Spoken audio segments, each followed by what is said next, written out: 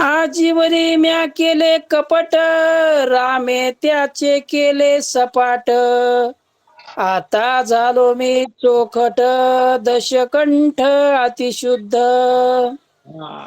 आणि मग म्हणले त्या ठिकाणी रावण म्हणत आहे की आजपर्यंत मी कपटच केलंय, कपट नीतीनं म्हणलं त्या ठिकाणी वागत आलो. आणि प्रभू रामचंद्राने जेवढं मी कपट केलं ना तेवढं माझं आजपर्यंत बाकीच्या पुढं माझं कपट चाललं.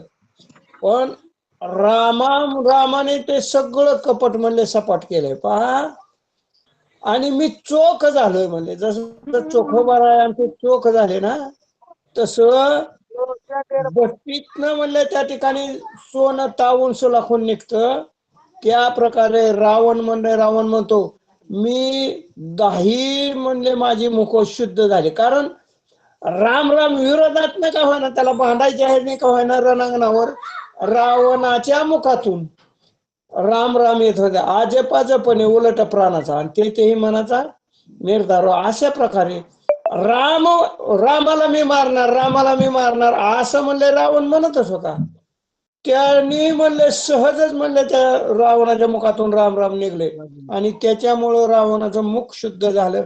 आणि आता रावण शेवटच्या घटका मोजतय, रावणाचं काउंट डाऊन चालू झाले, शेवटचे उरपटी म्हणले त्याची गाणी मोजणी चालू झाली. त्याच्यामुळं रावण खरं बोलतोय.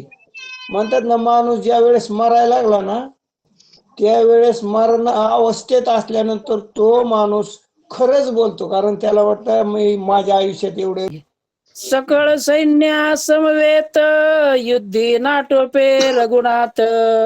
तो मी एकांगी लंकानाथ, राम निश्चित साधीन. हा म्हणले सगळ्या सैन्याबरोबर जर म्हणले त्या ठिकाणी मी युद्ध केलं तर मला प्रभू रामचंद्र ऐकत नाही. मग मी जर सगळं सैन्य घेऊन गेलो तरी बी ऐकत नाही. मग मी एकटाच जातो आणि प्रभू रामचंद्रासंग मी युद्ध करतो. मी एकटा जातो, तुम्ही फक्त पाठीमागे राहा. बाकीच्या सैनिकांना सांगितलं तुम्ही अजिबात मध्ये यायचं नाही, मी आहे आणि राम आहे, मी रामासंग एकटा युद्ध करेल, सगळ्या सैन्याची मला गरज नाही, असा रावण आपल्या सैनिकाला बोलतोय. करोनी लोटांगण तुम्हासी, विनवितो मी सकळाशी. जो खड्गाते हात वशी, तेने शिवपूजेशी भेदिले. मी तुम्हाला लोटांगण घालतो. आता एवढा गर्विष्ठ रावण कधी कोणाच्या पाया पडला नसेल, पण त्या सैनिकाला सेवकाला म्हणतो मी तुम्हाला लोटांगण घालतो, मी तुम्हाला म्हणले विनंती करतो, तुम्हाला सगळ्या राक्षस सैन्याला विनंती करतो. पहा बर का रावणाची अवस्था कधी, त्याचा अहंकार थोडा थोडा थोडा थोडा सगळा निघून गेलेला आहे आता अहंकार. आणि काय म्हणतो, कोणी जर खड्गाला हात घातलं, हातात शस्त्र घेतलं तर शिवपूजा भंग केल्याचं पातक तुम्हाला लागल. म्हणजे आमच्या दोघांच्या युद्धामध्ये शस्त्राला हात कोणीच घालायचा नाही, मध्ये सुद्धा यायचं नाही, असा रावण म्हणजे आपल्या सैनिकांना बोलतोय. तुम्हाशी शंकराची आन, कोणी न करावे युद्ध त्राण. साक्षी होणी आपण अंगवण पहावी. तुम्हाला साक्षात शिवाची आण आहे, कारण सगळे राक्षस हे शंकराचे भक्त होते, है का नाही. रावण सारखी तर भक्ती म्हणले त्या ठिकाणी कोणी करू शकत नव्हतं, एवढा श्रेष्ठ रावण होता. आणि त्याने शंकराची आण घातली सगळ्या राक्षसाला. मला तुम्हाला सगळ्यांना साक्षात शिवाची आण आहे, अजिबात म्हणले तुम्ही युद्ध करायचं नाही, फक्त तुम्ही साक्षी राहायचंय. साक्षी राहायचं, नुसतं बघायचंय, तुम्ही अंपायरचं काम करा म्हणले. तुम्ही फक्त म्हणले पंचाचं काम करायचं, बाकी काय करायचं, माझी आता काय अंगवण आहे, माझा पराक्रम काय आहे हे तुम्ही फक्त पहा, असं राक्षसांना म्हणले प्रभू रामचंद्र रावण बोलतोय. श्रीराम आणि रावण रणी, युद्ध भिडती निर्वाण बाणी.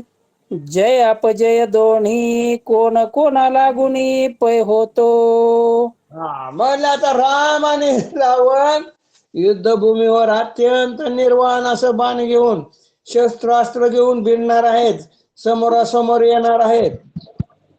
मग आता जय कोणाला आणि अपजय कोणाला? विजय कोणाचा होणार, पराभव कोणाचा होणार? कारण धृतराष्ट्राने संजयाला तेच विचारलं होतं. कुरुक्षेत्रावर युद्ध चालू झालं त्यावेळेस संजयाला विचारतो, सांग संजया, विजय कोणाचा होईल? रणभूमीवर नेमकं काय होईल?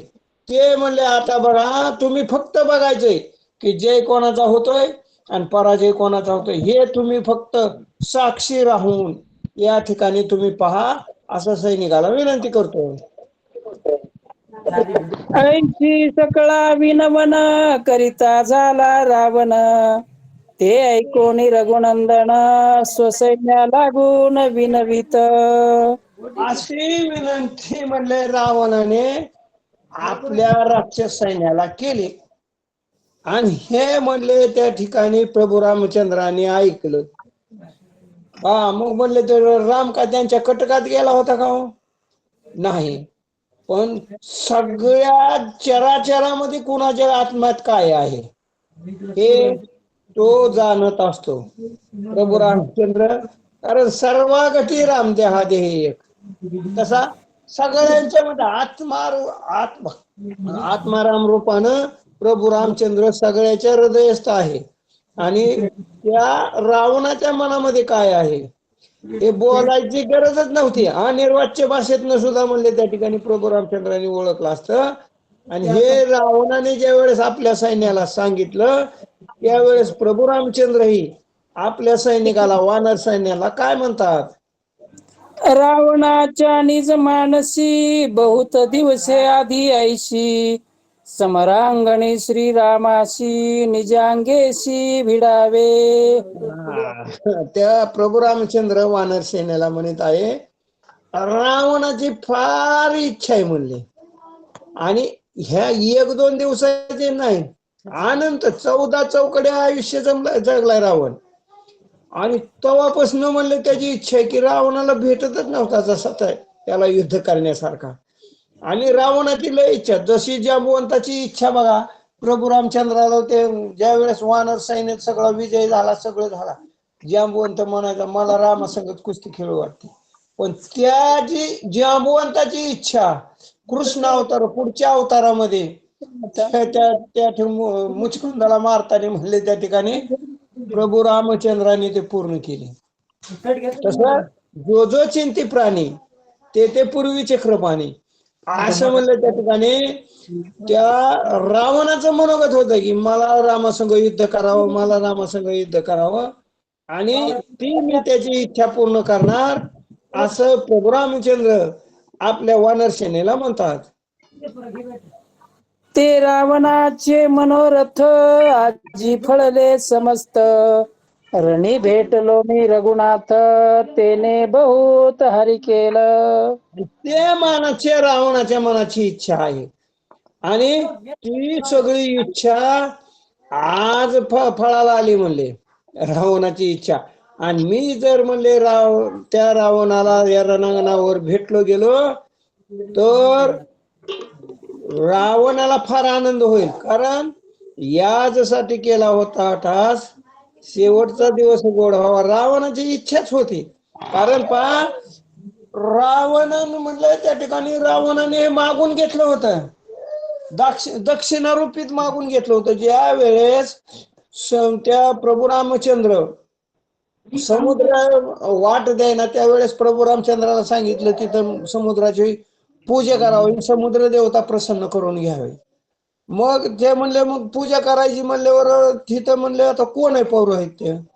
म्हणले रावणासारखा श्रेष्ठ भक्त कोण नाही, म्हणले ब्राह्मण कोण नाही, रावणालाच पौरोहित्य द्यावा लागेल. मग रावणाला म्हणलं त्या ठिकाणी विचारायला म्हणजे सेवक पाठवला. आणि मग रावणाला प्रश्न, आता माझा वैरी पलीकडून अलीकडे येणार आहे आणि त्याच्यासाठी पूजा बांधली, पण मी जर नाही म्हणलो तर शास्त्राला म्हणले गालबोट लागल. माझ्या या ब्रह्मज्ञानाला गालबोट लागल. मग रावणाने ते मान्य केलं आणि रावण जवळ आला. मग पूजा बसायची तर म्हणले प्रभू रामचंद्राला म्हणले एकट्याला पूजा बसता येत नाही, मग काय करावं लागेल?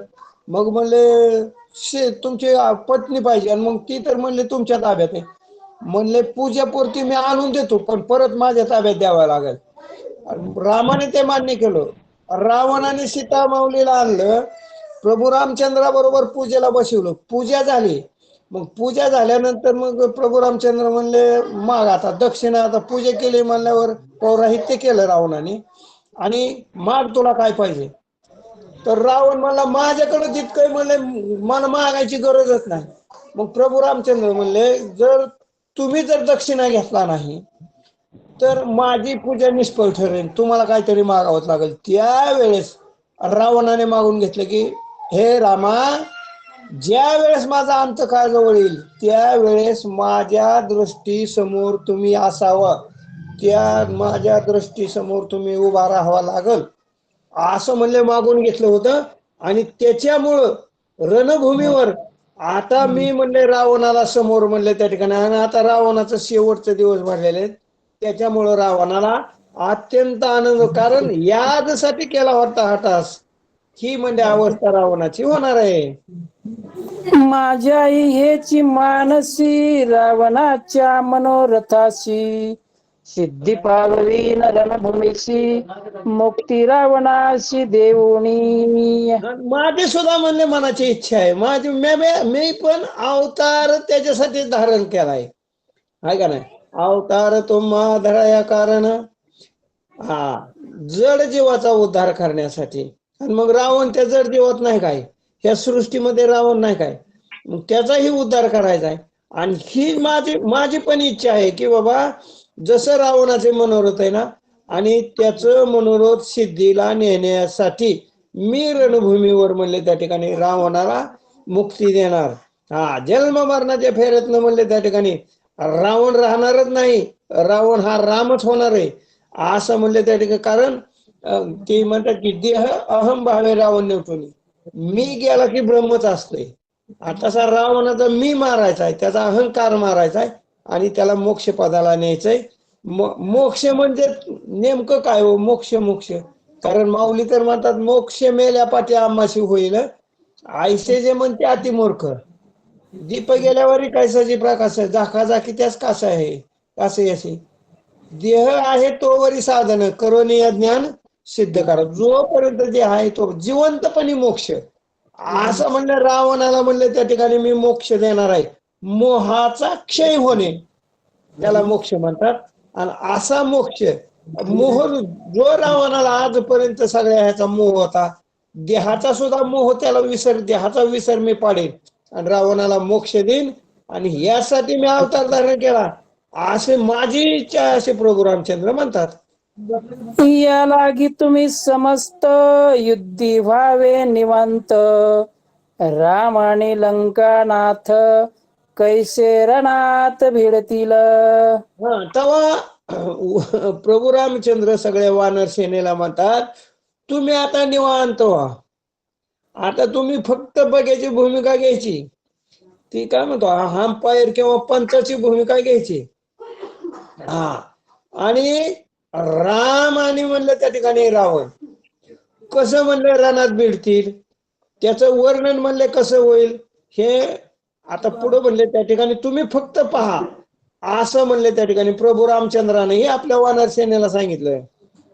साक्षी होऊन या तुम्ही पाहावी दोघांची रणभूमी, जाणो निरिगे जो संग्रामी आणि दुर्गमी तयासी.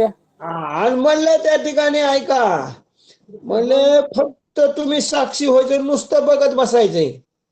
आमच्या दोघांचं जे युद्ध आहे ते युद्ध फक्त तुम्ही बघत बसायचे, आणि मी एवढं सांगूनही पाहूनही जर तुम्हाला आवेश आला तर म्हणले तुम्हाला शपथ आहे म्हणले.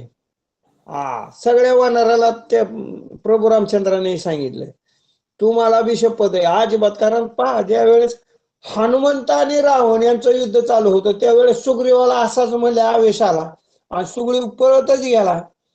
मला वाटतं कुंभकर्ण, हनुमंत आणि कुंभकर्णाचं त्या ठिकाणी सुग्रीव पळत गेला आणि सुग्रीव भिडल्यावर म्हणले त्या ठिकाणी हनुमंत माघारी आलं आणि रामालाच म्हणले नाही नाही ते बोलू लागलं, रामा तुम्हाला माझे मी कशात कमी दिसलो की तुम्ही सुग्रीवाला लावलं. त्यावेळेस राम म्हणतो अरे मी त्याला जाच म्हणलो नाही, त्याला आवेश आला ते तसं प्रभू रामचंद्र या वानराला म्हणतात तसा पाठीमागच्या सारखा कुणी आवेश आणायचा नाही, आमच्या दोघांच्या मध्ये अजिबात कुणी यायचं नाही, मी आणि रावण बघून घेतो, तुम्ही फक्त साक्षी राहा, असं रामाने आपल्या वानर सेनेला सांगितलं. जाणून निघेल युद्धाशी आदंडे दंडीन मित्याशी, ऐसे बोलता राघवाशी कापत सकळाशी पयाला. आणि जाणून म्हणले कोण म्हणले आता हे मी तुम्हाला शपथ घातली आणि हे करून जर म्हणले तुम्ही युद्धाला कोण जर मध्ये आलं दोघाच्या मध्ये तिसरा आला तर म्हणले मग मी माझी शिक्षा कशी म्हणले तुम्हाला माहित आहे. आणि हे ज्या वेळेस राम कारण काय काय असतात बघा मध्ये मध्ये करणारे असतात. एक जण असाच म्हणला ए तू लय जास्त बोलू एका बुकीत तुझं 64 दात पाडेल. त्याच्या शेजारी एक बसलेला होता ती म्हणला यायला का एका बुकीत 64 कसा पाडतील, माणसाला 32च असते आणि तू 64 म्हणला. मध्ये बोलणाराचा बी म्हणला त्याच्यात बिरजीत धरले. तसं तुम्ही अजिबात कोणी सुद्धा मध्ये यायचं नाही, मी आणि रावण बघून घे. आणि हे ज्या वेळेस राम काय म्हणले जर माझ्या वानर सेनेतला जरी कोणी ती माझा जरी असला तरी मी त्याला सोडणार नाही, त्याला मी शिक्षा करीन. हे ज्यावेळेस रामाचा शब्द ऐकलं सगळे म्हणले त्या ठिकाणी वानर बेदरले. वेद तुल्य तुझी आज्ञा कोण करू शके अवज्ञा, लागले श्रीराम चरणा तुझी वंद्य आज्ञा माशी. म्हणले त्या ठिकाणी रामा तुमच्या मुखातून येणारा प्रत्येक शब्द ही वेदाच्या बरोबर नव्हे वेदापेक्षा श्रेष्ठ आहे आणि तुमची आज्ञाची अवज्ञा आम्ही कोण करू शकते म्हणले. असं म्हणून सगळे वानर म्हणले रामाच्या चरणाला लागले, रामाच्या म्हणले पायाला लागले आणि काय विनंती करतात. तव रावण अति कडाळी गर्जोनी हाक फोडी, बाण काढोनी तातडी राम निर्वडी विंदू पाहे. आणि एवढं म्हणले रावणाने आधी सांगितलं होतं, प्रभू रामचंद्र म्हणले त्या ठिकाणी आपल्या वानरांना समजवित होतं. एवढ्या वेळामध्ये रावणाने अत्यंत गर्विष्ठपणे म्हणले त्या ठिकाणी गर्जना केली आणि मोठ्याने हाक मारली आणि तातडीनं म्हणले त्या ठिकाणी अत्यंत म्हणले त्या ठिकाणी निर्वाण असं बाण घेऊन प्रभू रामचंद्राला मारण्यासाठी म्हणले तत्पर झालेला आहे. परम प्रीती लंकानाथा रणे श्रीरामाशी भिडता, कोण बाणली अवस्था सावध श्रोता परिसावी. या ठिकाणी जर पाठीमागचा जर गुह्य बघितलं तर रावणाला अत्यंत प्रेम होत. या रामाशी युद्ध करण्यासाठी वैरभाव तर संपलाच, पण एवढं प्रेम होतं की एवढं प्रेम होतं त्या प्रेमामुळं रावणाची काय अवस्था होती.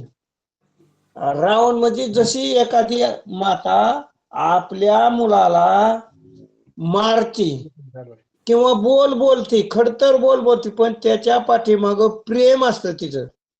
काय कारण ती पोराला म्हणते बाळ्या उन्हात काय मर तू सावलीला मर, उन्हात काय खेळतू सावलीला मर म्हणते. पण त्याच्या पाठीमाग मर म्हणजे त्याच्या पाठीमाग प्रेम असतं बाळाला, आपल्या बाळाला ऊन लागू नये. तसे म्हणले त्या ठिकाणी रावण द्वेषानं भेटतोय पण त्याच्या अंतकरणात रामाबद्दल प्रेम निर्माण. आता देवाशी भेटायचे अनंत जन्मीचे फळ म्हणले आणि आज मला म्हणले ते मिळायला लागले आणि मी काय म्हणले एवढा ही का म्हणले. असं रावण अत्यंत प्रेमाने आणि वर भाव तर म्हणले त्या ठिकाणी विरोधाभास दाखवतोय आणि तो रामाशी म्हणले त्या ठिकाणी भिडणार आहे. श्रोत्यांनी म्हणले ह्या लक्ष देऊन ऐकावा. भेदोनिया ब्रह्मांडाशी विश्वात्मक श्रीरामाशी, देखता रावण हर्षाशी निज धर्माशी विसरला. ह्या ब्रह्मांड भेदून उरलेला राम आहे. कसा? विश्वात्मक, पूर्ण विश्वात्मक. ब्रह्मांडाचं सोडून द्या, अनंत ब्रह्मांडे उदरी आणि हरी हा बालक नंदा घरी. जसा तसा म्हणले ह्या विश्वामध्ये भरून उरल्यात. त्याने राजा दशरथाचा पोटी आलेला राम, या रामाला मारायला नाही तयार झाला. कारण एक राम दशरथ का बेटा, दूजा राम गटगट मेलेटा, तीजा राम जगत पसारा, चौथा राम इन सब शेन्याला. त्या चौथ्या रामाला मारण्यासाठी, त्या चौथ्या रामाला पाहण्यासाठी म्हणले रावण स्वतःला विसरला. पहा, इथं संपलंय रावणाचा अहंकार सगळा गळून. राम मी देहच म्हणले त्या ठिकाणी. मी म्हणजे कोण? रावण आहे देह. या देहाच्या देहबुद्धीच्या पलीकडे रावण गेला. त्याच्यामुळे त्याचा निज धर्म काय आहे, मी रावण आहे, हाच विसरला गेला. राम माझ्या पुढे आहे. कोणचा राम आहे? हा वनवासी राम नाही, तो चौथा राम, सबसे न्यारा राम, असा निर्गुण निराकार परमात्मा. आणि त्या रामाला भेटण्यासाठी म्हणले त्या ठिकाणी रावण स्वतःला विसरला गेला.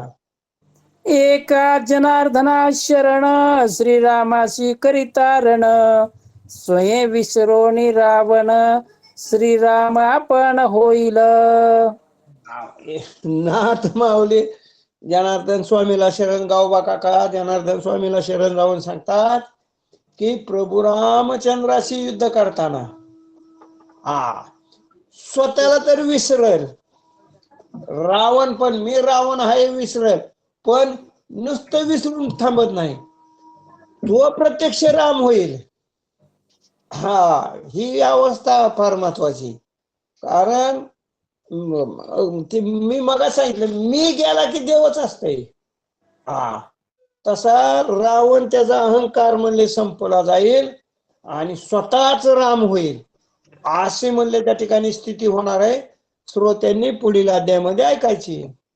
स्वस्ति श्री भावार्थ रामायणे युद्धकांडे एकाकार टीकाया राम रावण युद्ध प्रसंगो नाम 61 अध्याय. गोडहा पुंडलिका वरदे हरिविठ्ठल श्री ज्ञानदेव तुकाराम प्रभु रामचंद्र भगवान की जय. पवन सूत हनुमान की जय. शांति ब्रह्म एकनाथ महाराज की जय.